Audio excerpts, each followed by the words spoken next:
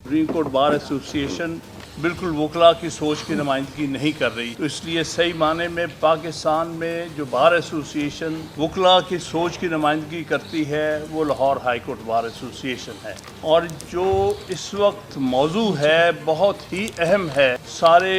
پاکستان کے لیے، وکلا برادری کے لیے، اور آئین کو پامال کرنے کے مترادف ہے۔ تو بالکل صحیح کہا صدر صاحب نے کہ اس کے پیچھے کچھ ایسی سوچ نظر آ رہی ہے کہ غالباً جو ایک تاریخی فیصلہ سپریم کورٹ نے پچھلے ہفتے کیا ہے، جس کے لیے ہم سب وکلا جو ہیں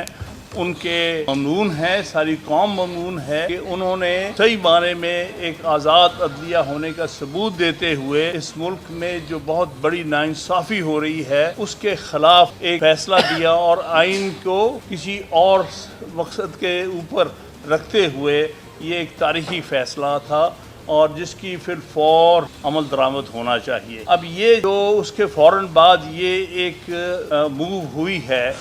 جس میں 4 ایڈ ہاک ججز اپوائنٹ کرنے کے لیے انہوں نے جوڈیشل کمیشن کی میٹنگ کل کال کی ہے، وہ ہم سمجھتے ہیں کہ اس کے پیچھے کوئی اچھے مقاصد نہیں ہیں، اور جس طرح سے موجودہ ایگزیکٹو فیصلے کے بعد تقریباً اپنے ہوش گوا بیٹھی ہے، اور اس قسم کی باتیں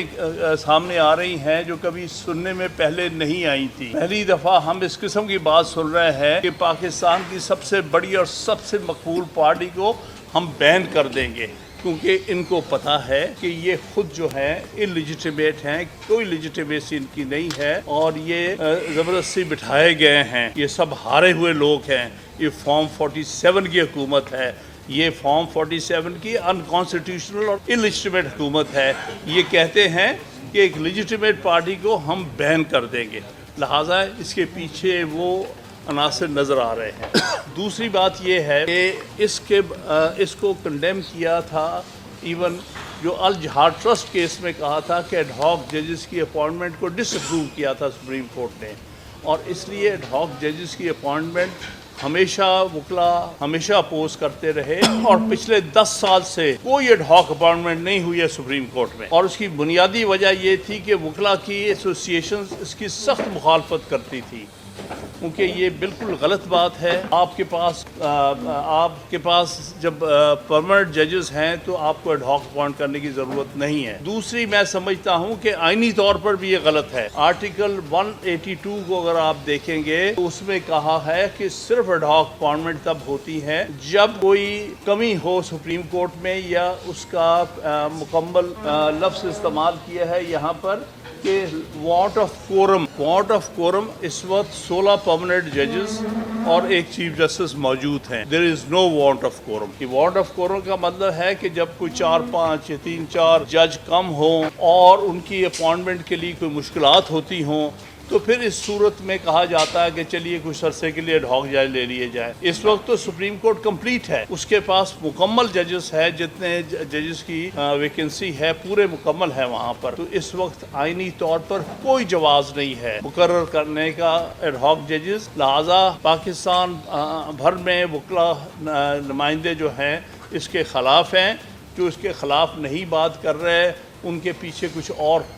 مقصد ہوں گے۔ دوسری بات یہ ہے کہ ہم جسٹس بشیر عالم صاحب کو خراج تحسین پیش کرتے ہیں، انہوں نے پھر فوراً انکار کیا ہے کہ میں نہیں لگوں گا ایڈ ہاک جج، اور ہم توقع کرتے ہیں مقبول باقر صاحب بھی اچھے جج رہے ہیں کہ مقبول باقر صاحب بھی اس کو ریفیوز کریں گے، اور ہم دوسرے دونوں ججز سے بھی یہ توقع کرتے ہیں کہ وہ اپنا نام تاریخ میں بچا لیں، اپنے آپ کو اس غلط ایکسرسائز کا حصہ نہ بنائیں، وکلا کی سوچ اور آئین کے مقاصد کے خلاف ہرگز اس قسم کی اپوائنٹمنٹ قبول نہ کریں، اور ہم جوڈیشل کمیشن سے ریکویسٹ کرتے ہیں کہ یہ جو پرپوزل ہے چیف جسٹس کی، اس کو کل مسترد کیا جائے جوڈیشل کمیشن میں، کیونکہ ہمارے نزدیک یہ واضح طور پر غیر آئینی موو ہے۔ لہٰذا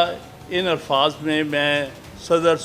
Lahore high court bar association اور ان کے دوسرے نمائندگان کا شکریہ ادا کرتا ہوں کہ فی الفور یہاں ہم سب کو اکٹھا کیا، اور اس بہت اہم ترین موضوع کے اوپر یہ پریس کانفرنس بلائی۔ بار کے اوپر اور عدلیہ کے اوپر جب بھی اس قسم کا حملہ اور یہ الغار ہوئی ہے، ہمیشہ کالا کوٹ نے اس کا تحفظ کیا ہے، اور یہی ہمارے کوڈ آف کانڈکٹ میں بھی جو ہے ہمیں ہمارا فریضہ متصور کیا جاتا ہے کالے کوٹ کا. میں سمجھتا ہوں کہ یہ ایک تاریخی فیصلہ جو سپریم کورٹ نے 13 رکنی بینچ نے کیا, یہ اس کو فرسٹریٹ کرنے کے لیے ایک تو حکومت کے حواس باختہ ہو گئے ہیں اس فیصلے کے بعد. وہ جو سمجھتے تھے کہ شاید 2/3 کر کے کسی کو وہ جو ہے وہ 5 سال دے دیں گے یا 3 سال چیف جسٹس بنا دیں گے یا کچھ اور ترامیم ایسی آئین میں کر دیں گے جس سے ان کا جو غیر آئینی غیر قانونی غلبہ ہے اس ملک کے اوپر, اس غلبے کو فارم 47 کو جسٹیفائی کر لیں گے. جس طرح انہوں نے ایک آرڈیننس کے ذریعے اور پھر اب ایکٹ بنا دیا ہے انہوں نے, جس طرح سے کہ ریٹائرڈ ججز کو ٹرائبونل بنانے کا انہوں نے جو ہے قانون پاس کر دیا ہے, اور جس پر الیکشن کمیشن آف پاکستان جو ہے وہ بضد ہے کہ وہ سرونگ ججز کے جو ٹرائبونل کے کیسز سن رہے تھے جو